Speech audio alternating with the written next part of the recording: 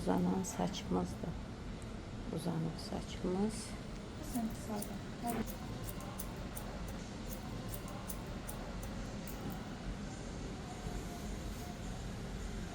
Bilirsiniz ki saçınıza uklatma lazım deyil. Yox, yaxşı kəsim olanda. Yaxşı Yaxşı kəsim kəsim. olmayanda yox. Əslində düzdür, yaxşı kəsim olanda Yaxşı kəsim uklatqaya olanda ehtiyac bir olmur. qısa- Filerovkasız, qəşəng bir qısa kəsim. Uklatqasız və filerovkasız. Nə uklatqası var, nə filerovkası. Uklatqa eləyəndə çox qəribədir, qəşəng qalmır saç. Uklatqasız daha qəşəng qalır. Saç özü gözəldir də. Saç özü gözəl olduğu üçün nə uklatqa, nə filerovka. Kəsim qəşəng.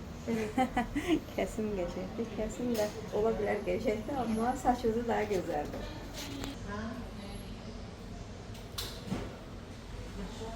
Həmişə gözəllikdə. Əllərinizi sağ olun. Sağ olun.